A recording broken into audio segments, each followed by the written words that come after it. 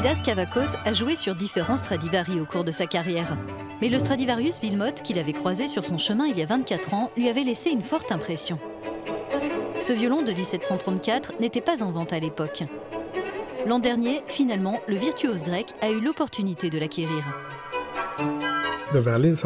Les violons, c'est comme les êtres humains. On n'oublie jamais le visage de ceux qui nous intéressent.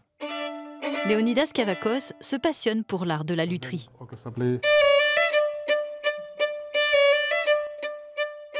Il a réalisé celui-ci assez tard dans sa vie.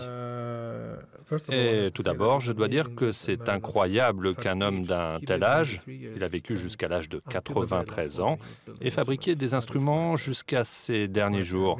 C'est un miracle.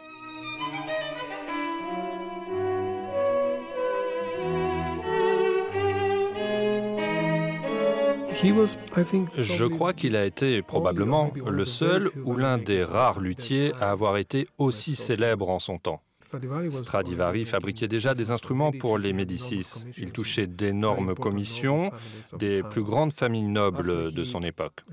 Quand il a atteint un certain âge, il a impliqué son fils dans son activité. Et c'est ce qui est remarquable, c'est que de temps à autre, on découvre un instrument dans lequel il n'y a pas d'interférence de la part de son fils. Et oui, c'est le cas de celui-ci.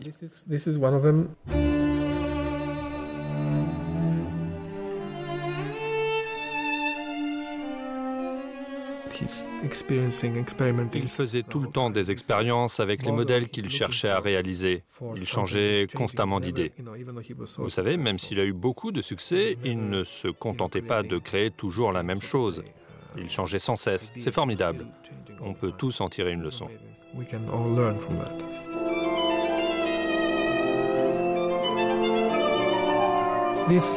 Ces instruments ont été fabriqués avant l'époque de Mozart, donc toutes les notions d'orchestre et de concert étaient totalement différentes. Et pour autant, ce sont toujours les mêmes violons.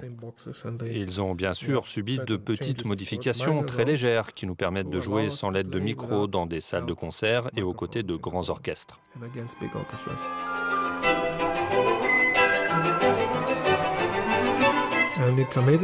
C'est extraordinaire parce que c'est comme avec les gens. Il y a cette sorte d'alchimie, d'interaction ou d'énergie qui passe entre l'instrument et l'interprète. Et cela crée une atmosphère toute particulière. Et c'est exactement ce qui fait l'essence d'un instrument d'exception.